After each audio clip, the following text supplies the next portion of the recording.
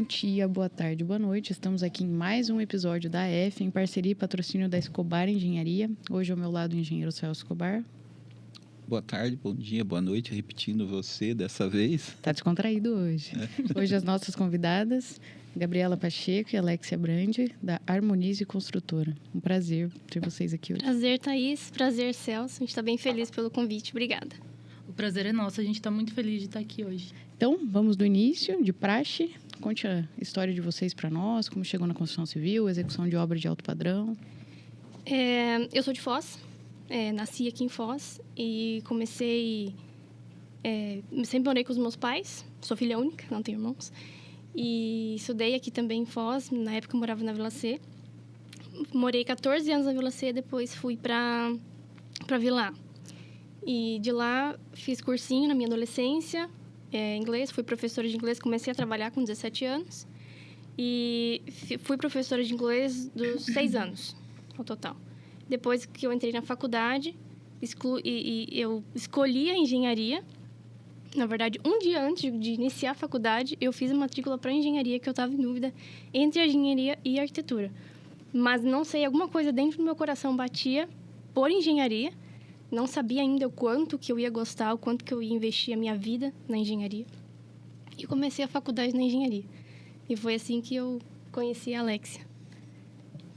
Eu nasci em Medianeira, fui criada lá, minha vida toda, minha família toda é de lá, basicamente. Eu já fui ao contrário, eu sempre tive contato. Meu pai era design de móveis, ele fazia móveis em série, cadeira, banco, fez arquitetura na UDC. Aí ele abriu uma fábrica de móveis sob medida. Eu comecei a trabalhar, eu tinha 14 anos, com design de interiores, até hoje. Já vai fazer mais de 10 anos que eu faço isso. Então, aí eu fiquei indecisa entre engenharia ou arquitetura, né? Aí acabei escolhendo engenharia porque a arquitetura eu já tinha uma base. E me apaixonei pela engenharia, só que não pela parte estrutural, pela parte de obra. Então, digamos que é um complemento. Cada uma age... Eu sou a parte mais criativa e a Gabi a parte mais... Eu costumo dizer que a Alexia, ela só fez engenharia porque ela ama arquitetura. Mas, assim, ela é muito na parte criativa, eu sou na parte mais da parte estratégica ali de produção, administração. Eu gosto muito. Eu sou péssima em administração. E aí a gente se conheceu na faculdade, na mesma turma, na mesma sala, né? Viramos muito amigas e a gente virou sócia. A gente começou ali a fazer todos os trabalhos. Nosso TCC foi juntas, de gerenciamento de obras. E depois que a gente se formou em dezembro.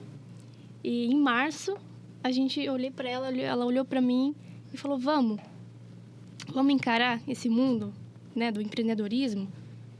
E aí, em março, a gente abriu empresa. Então, a gente abriu a Harmonize, sempre foi Harmonize, nunca foi outro nome.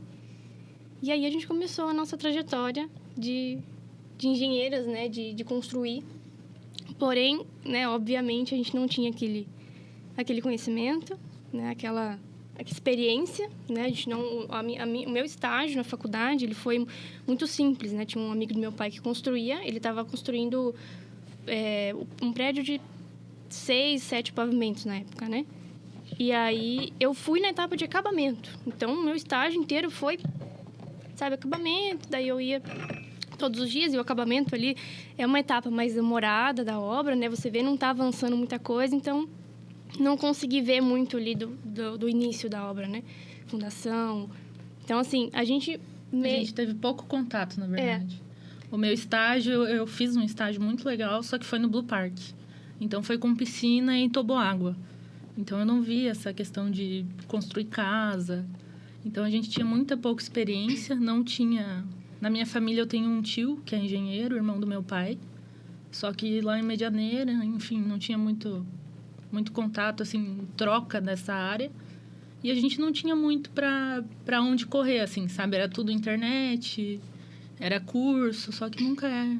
Na prática é outra coisa, né? A faculdade é uma coisa, você vê na internet é outra, você vai para a prática, é completamente diferente, né? Então, tudo que a gente aprendeu foi... Na prática. Foi na prática, foi dando a cara para bater mesmo. É bom ver, assim, 3 engenheiras, assim, novas na carreira, né? Relativamente novas comparado comigo, que já estou lá na reta final, mas... Que horror. Tá longe ainda. o início é sempre um pouquinho difícil, né? Mas bem difícil. vocês se especializaram numa área que vocês comentaram, o segmento de construção de alto padrão, residências, provavelmente condomínio fechado. E quando você se especializa, você vai melhorando naquela... Porque existe uma repetição de processos ali, Sim. né? Então, tem que haver um aprimoramento. E pelo que eu vejo, ela gosta da gestão, né? E isso aí é uma coisa importante. Tem que estar sempre com a parte legal e a gestão em dia, que eu vejo o pessoal pecar muito no início, descuidando dessa parte. Descuidam da segurança do trabalho, descuidam dessa parte da gestão e acabam deixando muita coisa a desejar e acabam sendo surpreendidos com multas, impostos, né? A parte trabalhista é difícil. O engenheiro civil tem que ser um administrador, né? Principalmente quem está em obras. É uma área, né, que engloba muita coisa, né? Muita coisa. Aí você começa a trabalhar com isso e vai aparecendo coisa. Aí você vai aprendendo. O engenheiro civil é um bom administrador, principalmente o de pequenas obras, porque o de grandes obras ele pode pegar um segmento até técnico e ficar naquele segmento.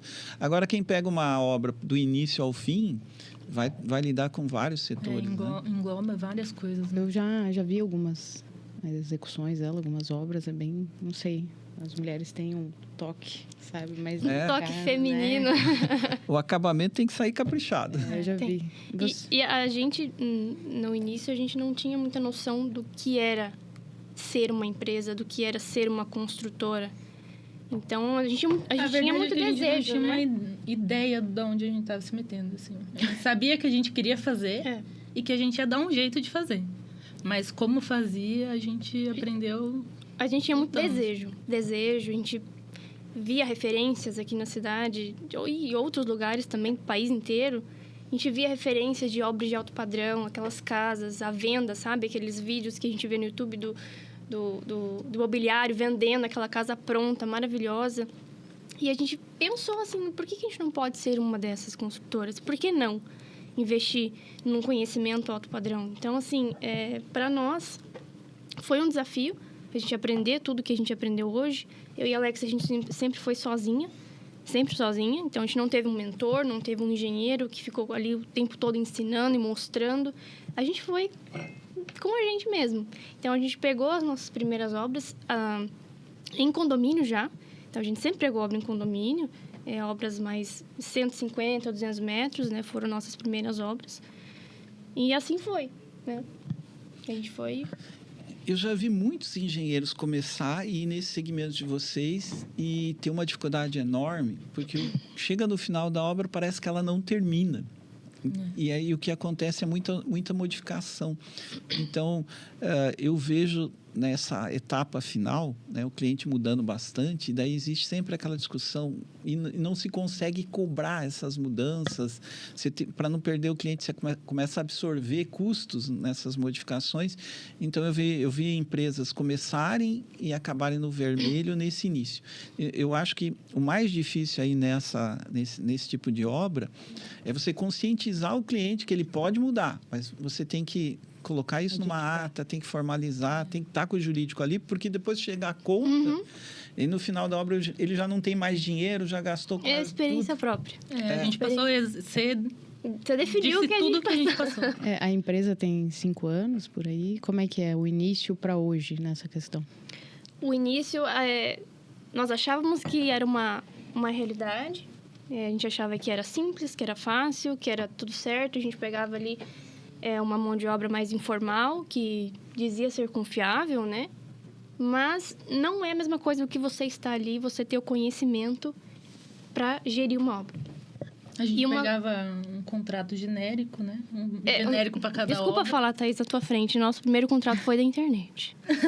Tá? Não, mas o que importa é hoje. Então, exatamente. Nosso primeiro contrato de obra foi assim, referências que a gente pegava ali, pegava aqui, não tá tudo certinho. Fez E existem copia e muitas cola, empresas que têm Que fazem contratos isso. da internet. Muitas empresas que têm. Eu não diria até que o contrato somente vai te garantir, mas assim, essa atitude Mas de o apoio, desagradar o cliente, falar, olha, podemos fazer a modificação, mas assina aqui que está sendo mudado, que vai ter... A gente Mas fazia eu já- exatamente isso. Eu já tenho colocado no contrato inicial, que assim, tem tantas alterações, a partir de tanto é cobrado, visita técnica mais é cobrado, tudo é cobrado ali. Então, você não vai chegar pro... É o caso que eu atuo com elas agora. Você não vai chegar para o cliente e falar, então, não, né? Não, ele já está ciente, ele assinou o contrato.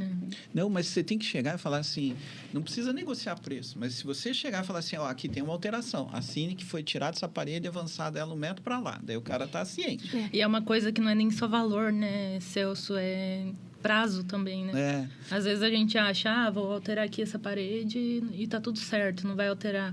Aí a obra atrasa, por quê? Teve várias alterações e isso demanda tempo. Um parênteses que isso é muito difícil para o cliente entender.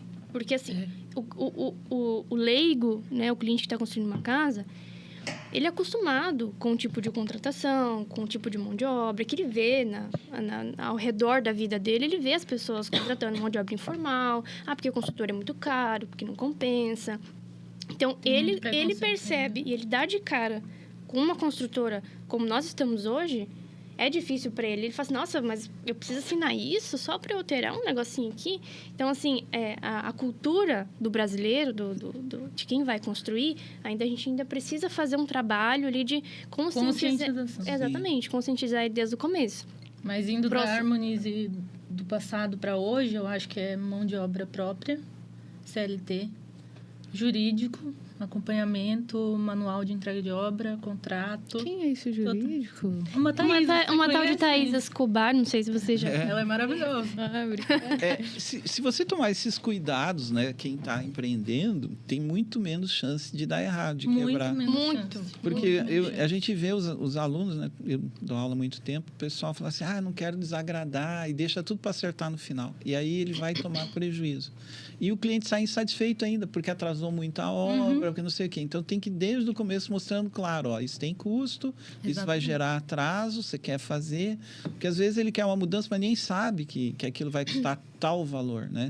Então, esse medo de desagradar o cliente, eu já vi muita gente quebrar por causa disso. É um estudo prévio, né? Olha, a gente pode fazer a alteração, mas deixa a gente passar um novo orçamento. E essa antecipação que a gente faz com o cliente é diferente, das vezes, da mão de obra informal, que tem muitas na região, né, no Brasil inteiro, que já passamos por isso também, que ele faz tudo no silêncio. Ele muda, você chega lá e fala, posso mudar aqui? Não, pode, vamos fazer. Aí chega no final da obra, ele te fala assim, olha, vai custar 15 mil reais a mais isso que eu fiz para você. Nossa, mas você não me avisou? Né? Você não me disse? Não, mas vai custar. Então, aí já começa a briga entre... Porque muito esse informal, esse tipo de coisa que faz com que uma pessoa leiga não queira construir. Olha, eu tenho pavor de construir, porque a minha amiga aconteceu isso, a minha mãe aconteceu aquilo. Então, as pessoas hoje em dia têm pavor de construção. Porque é muito costume, né, das pessoas trabalhar nessa informalidade, ter um jurídico simples ali, sabe? Só um contratinho ali e tal. Tudo certo, né? E esse pessoal não compatibiliza e pelo meio do caminho começa a aparecer as interferências dos projetos, as coisas, daí vai acontecendo tudo durante a obra. E aí começa aquela coisa de ficar um clima ruim, você não viu isso, que tinha que fazer isso, que tinha que ter aquilo. Então, essa mão de obra informal, esse descuido que tem lá no início, principalmente a gente comentando de como está evoluindo a construção, até falávamos antes, né? Você não preparou nada para automação. Né? Não verificou câmera de segurança, não verificou um monte de coisa que tem ali nova. Agora eu resolvi que eu quero fazer. E aí... Aí o trabalhão para fazer depois. E aí o que acontece? Essa alteração que eles pedem, quem faz é a pessoa que está executando. Então, assim, no nosso contrato jurídico tem escrito que você tem a opção de aceitar ou não. E aí, quando você fala não quero fazer... já pode gerar um atrito ali entre o cliente. Então, às vezes, a pessoa, ela pede alguma coisa ali, essas alterações de automação, quando chega, por exemplo, projeto de interiores para nós. Então, assim... E acontece. É muito comum, muito comum. O cliente, ele chega com uma ideia, ele vê o projeto e ele tá satisfeito com aquilo. E aí, a obra começa a se levantar e ele começa a vislumbrar aquilo e ele sempre faz muito a mais do que aquilo que ele estava esperando, porque ele começa a ver, ele se apaixona pela casa, ele vai lá, sente o lugar. Então, sempre tem alteração. Até hoje, não teve uma casa que não teve Foi 100% igual ao projeto. Do início, não. né? E vocês trabalham só com a alvenaria convencional ou tem outro? Sim. A gente já trabalhou com o steel frame, já. Gostamos muito de trabalhar com o steel frame. E o bloco estrutural, a gente já vai para a terceira casa que a gente faz com bloco. O pessoal ainda tem um pouco de receio de usar o bloco estrutural aqui na cidade, né? Por conta de não conhecer também o material e achar mão de obra para bloco é difícil. Não é qualquer pessoa, não é o mesmo que assenta um tijolo cerâmico, não é o mesmo que assenta o bloco. Ele tem um manejo diferente ali que você tem que tomar um pouco de cuidado com ele. Ele é mais pesado? Não. Ele é mais pesado, você não pode ficar fazendo recortes nele. A mesma instalação, a infraestrutura de hidráulica não é a mesma de alvenaria para o bloco, tem que tomar cuidado, tem que... a elétrica também, passa o conduíte por dentro, já vai passando ali, vai assentando e já vai passando. Ela é mais rápida, né? Ela é mais rápida, mas ela é mais pesada. Então, tem mão de obra que não quer fazer por conta do Demanda mais cansaço ali, esforço. Então, tem que ter uma mão de obra que já conheça o bloco e já saiba mexer com ele. Fora que é uma obra bem mais limpa, né? Porque você não usa quase madeira, o aço é muito, muito menos. Quando você vai concretar um pilar, o próprio bloco é a forma do pilar, né? Então, é uma obra muito mais limpa. Tecnologias temos várias. O steel frame tem um futuro grande aí, né? Eu Tem uma gosto. dificuldade aqui no Brasil, né? De entrar tem. e ficar. É que, na verdade, tem muito preconceito. Tem algumas estruturas do steel frame que vêm de fora, não são daqui, né? Então, algumas empresas têm, né? Mas muitas vêm de fora, ainda mais quando a estrutura pesada, né? Estrutura pesada para casas, mansões, né? Que tem que ser pedido de fora. Então, acaba o custo da construção acaba sendo mais alto. Mas quando vem esse material de fora, a mão de obra não vem. Não, mão de obra não. Isso mão é de um obra problema. é local. É um problema, tem que ser local. Tem que ser especializado. Tem. Não é qualquer um que faz o steel frame. Porque não é... Steel frame é diferente de drywall. Isso Sim. Pessoas que não entendem isso.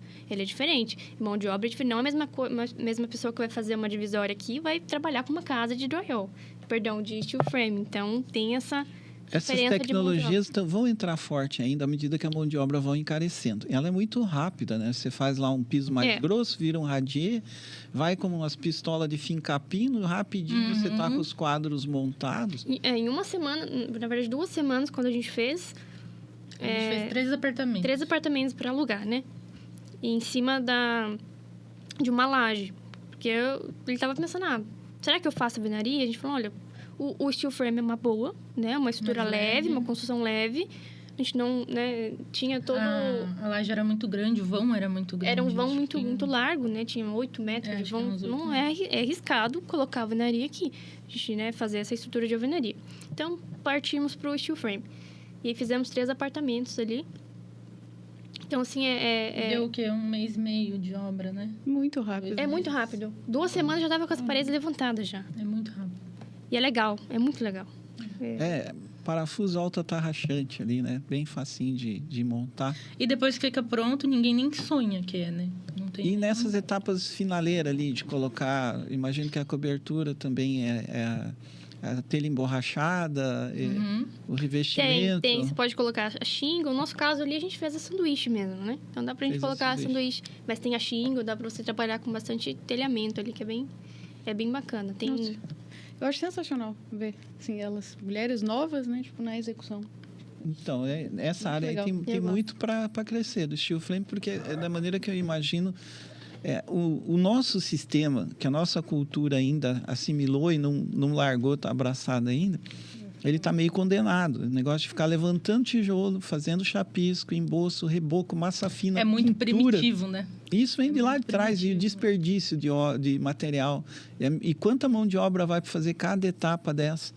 Então, lá fora não existe isso. Lá fora, a mão de obra é mais cara. Não estou falando dos países subdesenvolvidos. A gente tem que olhar para os desenvolvidos. Claro. Né? Onde a mão de obra é cara nos países desenvolvidos, isso não tem como fazer. O custo é muito alto. Né? E a gente caminha para isso. Né? Hoje em dia, se a gente olhar... se pegássemos aí uns 30 anos atrás, existia uma faixa salarial de engenheiro. Engenheiro era doutor, era não sei o quê. Hoje você vai ver o mestre de obra, Ganha mais. funcionário especializado, Exato. ganha mais. Então, Ganha. aquela mão de obra muito barata que tinha, não tem mais.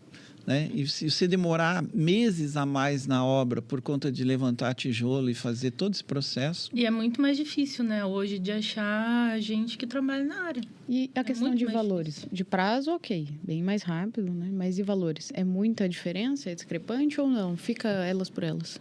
Do steel frame, você fala? Para convencional, a alvenaria convencional. Olha, em torno de 20, 30% a mais do que a alvenaria. Mas que compensa, no final das contas, Então, pelo por tempo. exato, tempo. Sim, exato. pelo tempo. Mas ainda temos... Investimento, por exemplo, é uma ótima. você vai construir para alugar, para vender, compensa muito. Porque você vai reduzir o teu tempo de construção em 2, 3 meses a menos, né? Então, tu já recupera ali um investimento. Então, Mas, infelizmente, ainda tem um receio ainda E não é do pouco, é do bastante, pessoal utilizar bastante preconceito. esse método. Hoje em dia tem até aquelas de isopor, né? Você já Tem. viu? Bastante, né? Projetando É muito argamassa legal, né? ali no isopor, né? Para fazer bom conforto acústico, conforto térmico, tá tudo bem dentro. Né? Inclusive, a construção de steel frame, ela está agora no financiamento da Caixa. Antes ela não tinha, agora ela foi regularizada. Foi Agora regularizado. Tem wood frame, tem outras tecnologias. Esse nome eu tava tentando... Wood frame é Madeira. É- né? É madeira. Estados Unidos, Esse a gente Europa. nunca trabalhou. Que aqui eu acredito que é muito quente para ter wood frame. Temos algumas casas. Tem? Tem no Golf. A gente nunca teve essa experiência com wood frame, mas... Tem até um sistema que não é exatamente o wood frame que o pessoal aqui da cidade está fazendo também, fazendo casas grandes. Mas todas essas tecnologias têm um campo grande para crescer. Com certeza. À medida que vai ficando caro fazer o convencional, daí vai migrando. E a tendência é que essa cultura de não assimilar, né, vai assimilando com o tempo. Né? Mesmo o drywall, no início, todo mundo achava que era meio porcaria, que tinha um monte de preconceito. E agora, no interior dos apartamentos, hotel é quase tudo drywall, as divisórias agora. Então, vai caminhando pela rapidez, tem conforto acústico, tem conforto térmico, então vai abocanhando o mercado. Eu acho que vai acontecer também com essas outras tecnologias. A tendência é natural, porque aconteceu lá fora, vai acontecer aqui. Só se a nossa mão de obra barateasse, que não vai acontecer. Não vai acontecer. Então, é isso que a gente tem de futuro. aí. Eu acho que a tendência é cada vez virar mais A questão normal, né? de vida útil deles, como é? Você sabe, pai? Não, eu sei que lá fora você faz muito rapidamente. Aquelas casas que a gente vê nos filmes, Mas principalmente da os última, americanos. É a mesma coisa. Mesma que a coisa. nossa. Mesmo. Com manutenção, né? Mas você pode... Tem que ter manutenção. Porque, por exemplo, a parte externa das residências, elas são uma placa cimentícia, né? Placa cimentícia. Então, assim, ela só é revestida ali com cimento. Você pode aplicar revestimento, pode aplicar pintura, textura, tudo ali nela, né? Então, é mesmo tratar ela antes da aplicação e ter ali a manutenção, né? Manutenção preventiva ali para cuidados. Imagina que lá fora, com 3 meses, você faz casa de 500 metros, faz coisa maior, né? Isso em mão de obra, quanto que é o valor que reduz? Então, e depois de finalizada, você não percebe a diferença, pelo menos assim, visualmente o acabamento não. fica Você perfeito. percebe se você bater, né? Sentir. Aí você percebe pelo som, pelo toque, mas olhando assim, você não. Mesmo a laje não é uma laje, são placa de... Aham. É toda a estrutura metálica. Toda. Uhum. Toda a estrutura metálica. E qual a maior dificuldade que vocês têm hoje na execução, durante a obra? Mão de obra especializada. Muito. É que assim, existe mão de obra que faz o serviço e existe mão de obra que tenha Especializada. não, eu digo assim, não só especializada, mas que tenha o mesmo pensamento que a construtora tem. Porque assim, Os mesmos valores, né? porque assim, hoje em dia, como a gente está executando bruto, né, a parte de acabamento são os nossos parceiros que fazem acabamento. É a pessoa que faz aquilo lá e ela é especialista naquilo. Azulejista, eletricista, então tudo, né? Então, você encontrar uma mão de obra que tem o mesmo pensamento do que nós, a construtora, é difícil. Então, eu tenho tô te pagando, vou lá, faço meu serviço e é isso, tchau. Então, assim, a gente é meio chato. A gente é meio chata por conta disso. Porque quando a gente está acompanhando a obra, a gente é muito criteriosa com os meninos que estão ali. Então, a gente sempre fala, olha, cuide dessa obra como se fosse tua casa. Você está fazendo serviço para tua casa, sabe? É o pensamento que a gente quer passar para eles. Porque, assim, hoje a gente constrói para famílias. Para famílias. Então, assim, é diferente de você executar uma obra para família do que você executar uma obra para investimento. Tem pessoas ali. Chega sexta-feira é o dia de limpar a obra.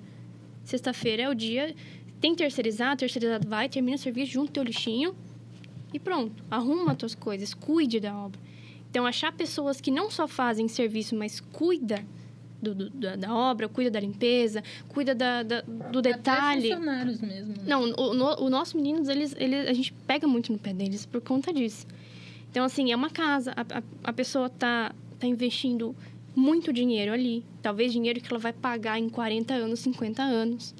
Então, você chegar ali e não dar a mínima... Passou anos da vida dela guardando aquele dinheiro, é o sonho da vida dela. E aí a pessoa chega lá e fala, vou fazer meu serviço aqui e acabou. E não é. É o sonho de alguém. Você tem que tratar aquilo como o sonho de alguém. E vocês percebem uma diferença da mão de obra que foi contratada só para a parte bruta e a mão de obra que faz tudo? Já porque a gente já trabalhou com as duas. A gente já fez a chave da mão ali e a gente agora está trabalhando com a parte bruta. A experiência que a gente teve, quem fazia tudo era justamente isso. Estava ali pelo dinheiro. Uhum. E a gente... Para acabar rápido. Para ganhar o dinheirinho dele ali. E é só isso. Não tá preocupado com o sonho do proprietário. Não tá preocupado com detalhes, com carinho, com respeito. Que é isso que vocês prezam. E é isso que a gente preza. O que acontece? Quando a gente trabalhava com tudo, né? A gente contratava o terceirizado. Ele fazia, não, pode deixar, faço tudo. Te entrego aqui a chave na mão. Beleza. A gente acompanhava, né? O que acontece? Ele pegava o gesseiro mais barato, o pintor mais barato, o azulejista, ele era o azulejista. Eletricista, às vezes, ele fazia. Por quê? Porque sobra mais para ele. É para ele. Então, ele sabe, quanto mais barato for a mão de obra que ele pegar, o colega que ele pegar, mais ele ganha. Então, assim, a gente começou a ver que não era o que a gente queria. A Harmonize não era aquilo. E a gente falou, Alexia, vamos tentar, sabe? Tentar capacitar os nossos meninos para eles terem, a gente sabe que trabalho é trabalho. Trabalho, você tá ali, tá ganhando o teu salário, é o teu direito, né? Teu direito de trabalhar e receber. Mas tentar encontrar pessoas que têm o mesmo pensamento que a gente. Que não é só aquilo, sabe? Não se trata só de você trabalhar e por trabalhar. Então, assim, chega... os cuidados, a Alex é muito chata com limpeza. Ela é muito chata com organização de obra. Então, isso é complicado, sabe? Então, às vezes, o cuidado, às vezes, num acabamento ali, na pintura. Às vezes, o pintor, ele pinta, ele passa ali em volta e tchau. Mas a gente já viu pintores que eles fazem um acabamento em volta da caixinha da tomada. Aquilo lá é lindo. Para o cliente que não vai entende, aparecer. Você vai pôr o espelho ali da tomada, ninguém vai ver. Mas não importa que ninguém vai ver. Eu tô vendo. Entregar bem feito. Eu tô vendo, né? Então, só que é difícil você achar gente que olhe para isso. É difícil. E o cliente, ele vai na obra, assim, ele não quer saber da estrutura, ele não sabe, ele não entende. Ele quer saber se a obra dele tá limpa, se a obra dele tem lixo, se a obra dele... Sabe? Então, nós tivemos experiências, assim. A gente sabe, porque cliente já veio para nós e falou que a obra estava suja. Eu falei, não, Alexia, não é isso que a gente quer. Né? Então, é achar pessoas que têm a mesma ideologia que a gente, de que você tá ali, você tem que prezar. E não é por falta de cobrar. Você cobra, eles vão lá e fazem a mesma coisa.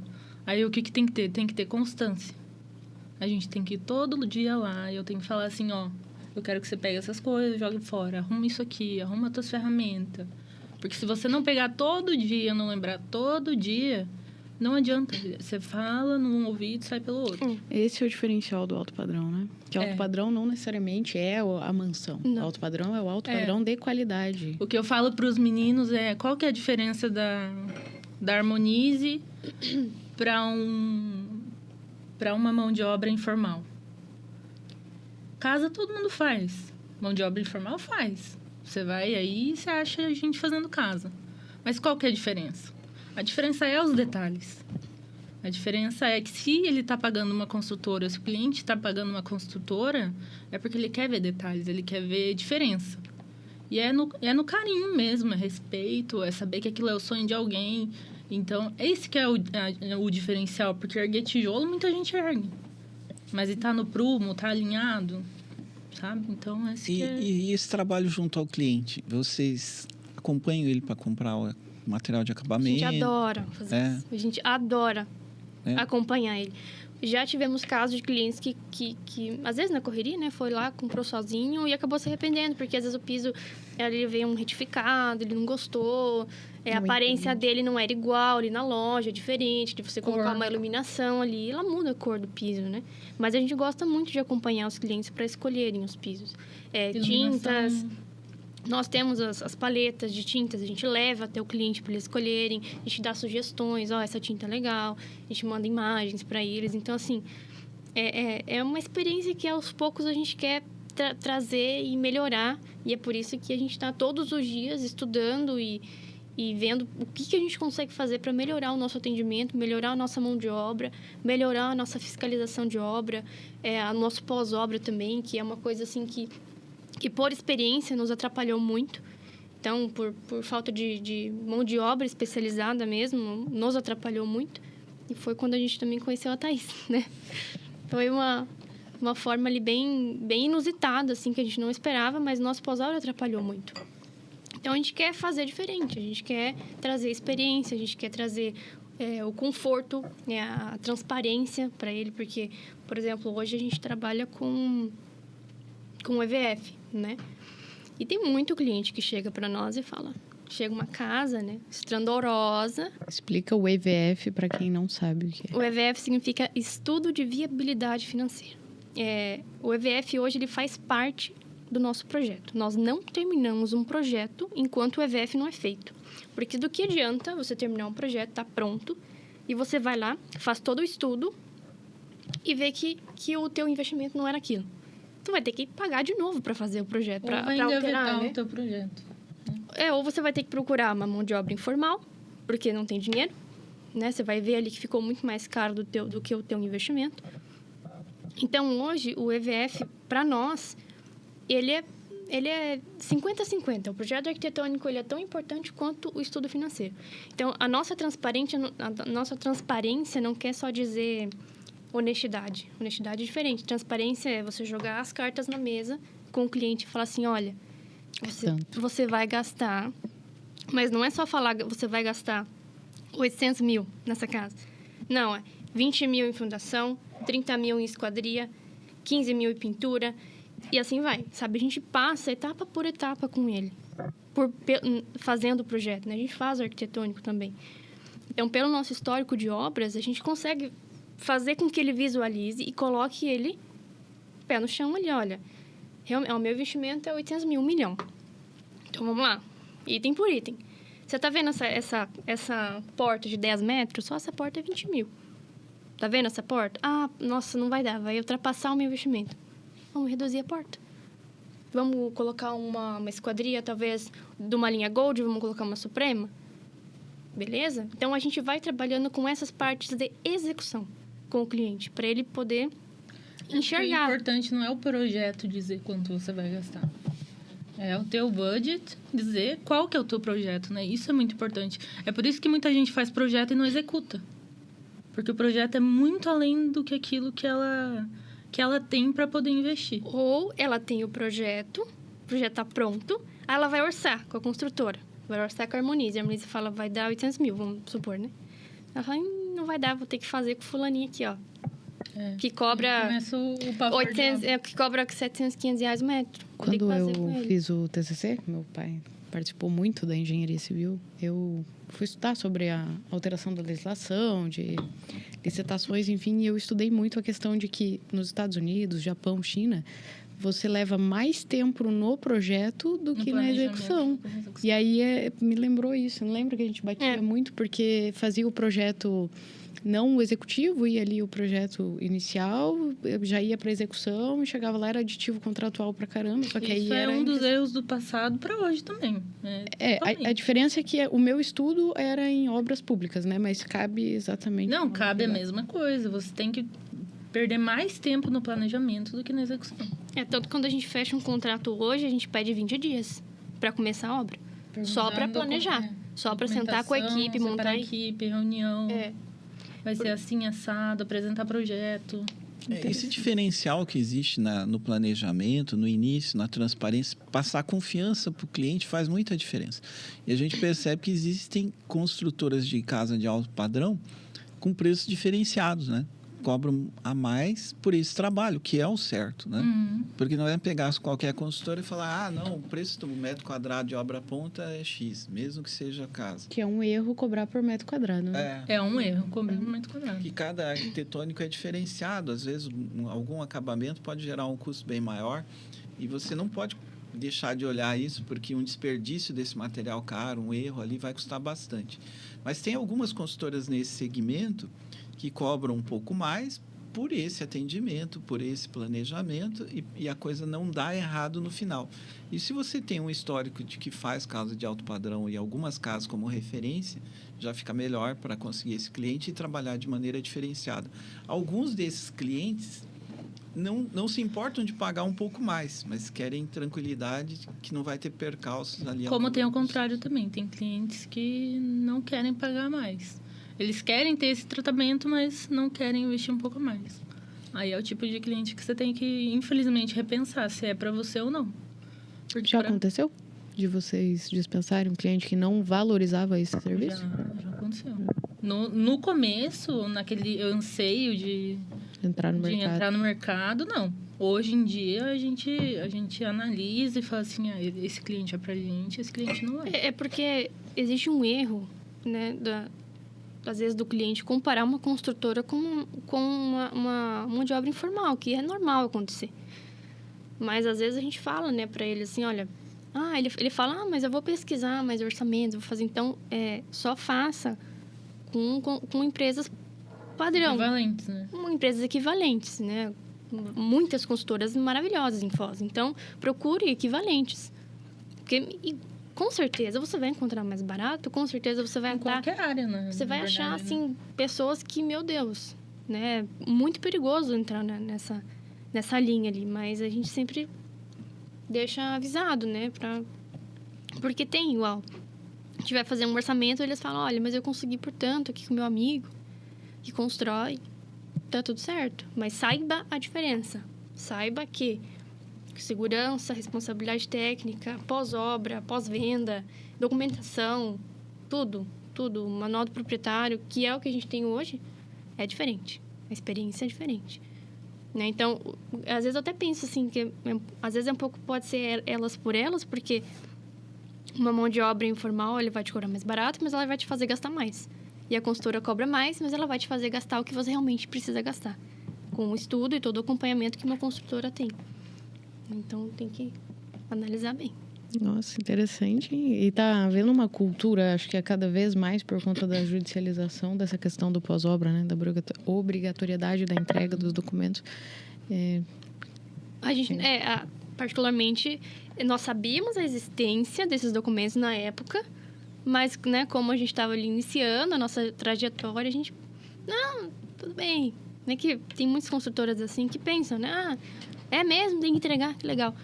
Então, a gente... Até mesmo você que trabalha na área sabe que a maioria não faz. Né? É difícil. Não, mas difícil. É justamente... E daí, hoje em dia, a galera está começando a visualizar, principalmente os clientes. Justamente. Eles estão começando a ver esse mercado. Então, vai ser cada vez mais essencial que uma consultora tenha esse atendimento jurídico. Não tem mais o que fazer.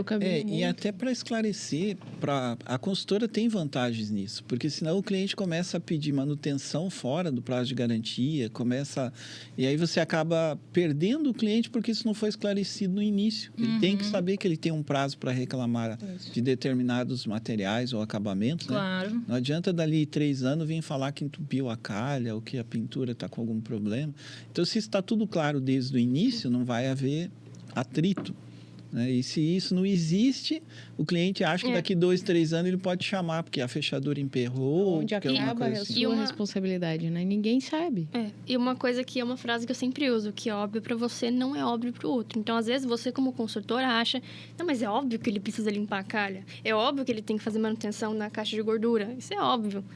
Mas óbvio até que ponto? Se você não tiver a documentação, você não entrega para ele, ele não tem obrigação, não tem informação, não tem, ele pode dizer que não sabia. E a ausência dessa né? informação já é considerado vício construtivo pelo Código de Defesa do Consumidor. Eu caminho muito em construção civil, né? Com os profissionais da construção civil, e eu sempre pergunto, tem entregado o manual, tem entregado o documento? Ai, tem aquela, ainda não, eu sei que precisa, mesma situação. Eu falei, mas você vai esperar um processo judicial para você entregar? Não espere, gente. Não espere. Não espere. Porque tem gente que, eu sempre fiz assim, há anos eu atuo assim e tal. Ok, mas agora tá um cenário diferente. Agora, tá bem diferente. Com a informação Tanto na que mão... Você abre o Insta, você vê muito sobre isso, então, né? Os usuários, eles estão mais... dotados de informação dessa necessidade e eles querem cobrar. E aí, entrar com cobranças, né, pedindo esses reparos, está muito fácil. Então, é necessário, é importante e parabéns aí pela entrega dos documentos. Iniciativa, né?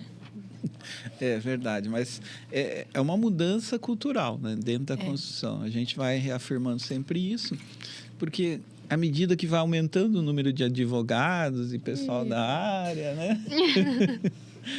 Tem gente que está correndo atrás de cobrar qualquer coisa. Eu já peguei casos assim. E eu achei uma coisa estranha nisso tudo que a gente está falando, que no segmento de casa popular tem muita gente entrando para judicializar. Mas não só popular, pai. Então, tudo. É porque, assim, não é uma diferenciação social que eu estou fazendo. Não é isso. A gente está falando de obra. Quando você você contrata uma construtora de alto padrão, assim, eu acredito que a grande maioria tem esse diferencial da documentação, desse cuidado e tudo mais. Quando você vai para esse baixo padrão, digamos assim, de popular, construção, isso, não tem essa preocupação. Acaba indo para o mais barato, para o mais simples, mas o usuário, e isso eu digo, eu tenho clientes de casa popular, eles usam esse termo, poxa, não é porque eu sou pobre que eu tenho que aceitar uma casa nesse, com certeza. Né? E eu também concordo. O que eu percebo é assim, por se tratar de uma casa de padrão mais elevado, se o cliente reclamar, vocês vão lá atender, né? Tiveram toda uma vivência e tal, então a consultora acaba fazendo. E é por isso que é importante ter também o manual de entrega, para não fazer demais, né? Para absorver muito custo aí. Mas acaba havendo um atendimento pós-obra, acaba tendo uma... E no padrão mais popular, o pessoal meio que entregou e quer nunca mais, né? Ficar livre. Daí e esse pessoal vai lá reclamar na Caixa que financiou e não tem para onde correr e acaba tendo uma judicialização grande nesse segmento mais popular também. Apesar que está havendo mudanças, né? Se pegar lá para trás, você fazia a casa, Minha Casa Minha Vida sem laje, por exemplo, né? Houve uns improvisos absurdos aí de técnicas novas, mais baratas, sem durabilidade, mas até sem hoje qualidade. Hoje a gente vê. Eu acho que não é... a gente não vê isso diariamente. Sim, mas muita coisa construída lá há algum tempo. Eles estão melhorando as legislações. A Caixa, para financiar, cada vez que estão ocorrendo problemas, eles estão aprimorando. Mas é importante ressaltar que a Caixa Econômica ela só responde o processo judicial se o empreendimento for dessas de política social. Senão, não. Ele é só agente financiador. Ela não responde. Aí quem responde mesmo é a construtora. Só um adendo. Mas a diferença é que hoje a Caixa não financia. Por exemplo, ela acabou de falar que se o steel frame não estiver de acordo com a normalização interna deles, eles não vão financiar. Tem uma fiscalização muito mais forte e foi criado o CONRES, né? Que é tipo uma lista negra. Quando você participa ali de um financiamento, você é a construtora contratada, e se não seguiu ali as normas técnicas, houve um processo de vícios construtivos, enfim, e a Caixa Econômica acaba sendo notificada, mesmo que ela não responda, ela vai colocar essa construtora ali nessa listinha para que não seja mais financiada a obra com ela. Então, tem uma fiscalização muito forte, mas é por conta dessa judicialização forte que veio aí nos últimos anos. A partir da norma de desempenho, né, 2013. E agora tem também a norma de garantias que veio para complementar, porque a norma de desempenho não tinha alguns componentes específicos. Agora a norma de garantia veio mais completa. Tá acabando com a garantia Soy Joe, né? Teve uma época que o pessoal entregava até edifício, eu lembro muito bem dessas épocas, entregava um edifício, deixava 1 ou 2 funcionários fazendo manutenção durante alguns meses, vai ficar aí 3 meses, 6 meses, já era muito. Aí dali para frente passava os 2 funcionários para o condomínio e zarpava. E aí ficava muita coisa que ia aparecendo em edifícios mesmo. Hoje em dia isso já não é assim. As coisas vão evoluindo, né? Mas às vezes é a ausência de informação também do profissional. Eu tenho muitos clientes que chega assim, a maioria deles chega assim para mim. Fiz uma casa, tinha um vício, eu arrumei, veio outro vício, eu arrumei, veio outro vício, eu arrumei, foi indo. Tá, mas quanto tempo você tá nisso? 2, 3 anos. Eu falo, mas se entregou o manual? Porque às vezes Aí a gente entra no seu exemplo. Limpeza de calha, cada 6 meses tem que trocar. Tá 2, 3 anos lá e vai ver. Ele me contou que a última que ele arrumou, de 3 anos arrumando a casa, era porque tinha uma bolinha de cachorro na calha que estava entupindo. Então, entende? É umas coisas assim. Mas tudo isso para chegar que o profissional, quanto ele gastou. Sim. Ele chegou para mim, esse cliente específico, falou, Thaís, todo o lucro que eu tive nesse imóvel já foi por causa de uma bolinha, entendeu? Eu já vi vários casos assim de calha, muito comum em casas até de alto padrão. Comum. O pessoal constrói em locais que tem árvores em volta, que entope. Não faz a poda, né? Entope. Aí, alguns que eu lembro, assim, um caso, a pessoa chamou lá, já com o advogado, tudo já, reunião chegando eu fui lá para consertar e dar uma solução. Extravasou a calha, foi embora o gesso, decoração, tinha um projetor pendurado em cima que estragou e tudo. Daí chega, olha assim, fala, mas cheio de árvore aqui, tá limpa essa calha? Não, tem um piscineiro aí, o piscineiro limpa. Mas tem certeza que ele sobe lá e tem arruma a escada? Não tem escada aqui. Já de começo, assim, já não tinha escada ele fácil. sobe como? Não tinha escada fácil, já meio suspeito. Daí eu sei que quando consegui a escada, fui lá olhar, nossa, acho que fazia muito tempo. Estava entupido ali, estava fazendo uma plantação de mato lá em cima. E aí acabou desmontando toda aquela inicial ali que já estava com o advogado. A reunião já era eu junto com o advogado. Eu para dizer quanto que ia custar para arrumar tudo aquilo e o advogado lá para já pedindo um laudo. Então, essas coisas assim, hoje em dia, na hora da apresentação desse manual, né, vai ter as manutenções, as garantias, e aí você elimina uma série de problemas. Uhum. Então, é isso. Gostei. Mais alguma coisa que vocês queiram nos contar? Ou gostaram do episódio? Eu gostei demais. Eu adoro falar de obra. Adoro falar de obra. Dava pra ficar aqui até... É engraçado porque, né, que nem você falou, jovens, meninas, e as pessoas olham principalmente pra mim, falando, tu é engenheira, né? Difícil as pessoas me verem na obra e me identificarem como engenheira, mas eu gosto, então... Eu vou pular um pouco o protocolo e vou contar como a gente se conheceu. Vocês permitem que eu conte? Tá bom. Não sei se você sabe, pai, como a gente se conheceu. Superficialmente você falou. Eu fui contratada, né, para fazer um laudo, um parecer técnico de um imóvel que elas executaram. E pela primeira vez, e eu atuo só, assim, não é que eu atuo só, mas a minha especialidade é direito da construção civil. Então, a maioria é laudo, processo, vício, enfim. Foi a primeira vez que eu fui até a construtora, porque, de fato, tinha algumas situações no imóvel, de fato, era acabamento, aí, questão de mão de obra. E aí, eu fui até a construtora, conversei com ela. Não, na verdade, a cliente me ligou e eu fechei com a cliente. E elas me ligaram para ficar do lado delas. Eu falei, eu não posso conversar com vocês, porque a gente está falando do mesmo caso. E aí, quando vamos conversar, então foi a primeira construtora que falou, Thaís, a gente quer resolver, a gente tem ciência do que aconteceu, a gente nunca se negou, sabe? Foi tão... Eu falei, não, é uma empresa séria, de fato...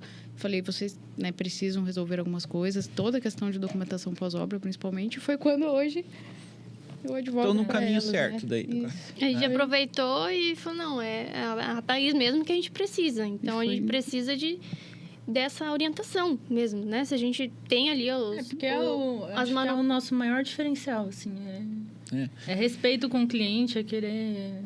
Eu sempre falei para os meus alunos assim, olha, se vocês começam novos, assim, já se jogando no mercado, na iniciativa privada, vão entrar nas concorrências, não saiam fazendo o menor preço, pegando tudo que aparece pela frente, porque daí é um caminho curto. É uma grande dica. Você vai devagarzinho, não vá para a obra pública rapidamente, porque o pessoal, a obra pública tem uma margem maior. Lá dentro não é fácil, qualquer modificação tem que ter um diário de obra, tem que ter a assinatura de todo mundo, tem que estar uma coisa...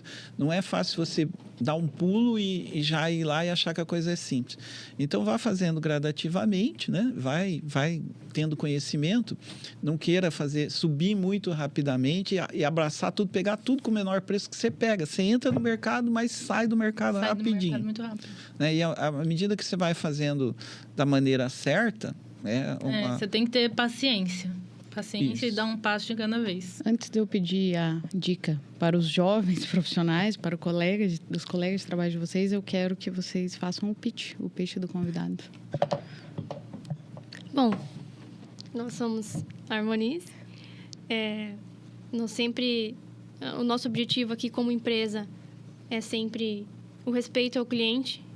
Nós temos toda uma equipe que nós trabalhamos muito para essa equipe, para ela trabalhar com construções. Então, nós trabalhamos desde a parte de projetos até a parte de execução bruta e fiscalização até o final.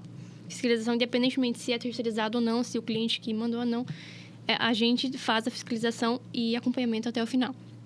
Então, todo o nosso acompanhamento, ele é desde o jurídico até a parte de entrega de obra, que é um dos nossos diferenciais. Fazemos todo o estudo de viabilidade para o cliente desde o início da obra, desde o início do projeto dele, com possíveis alterações, se a gente vê que aquilo não cabe no investimento dele.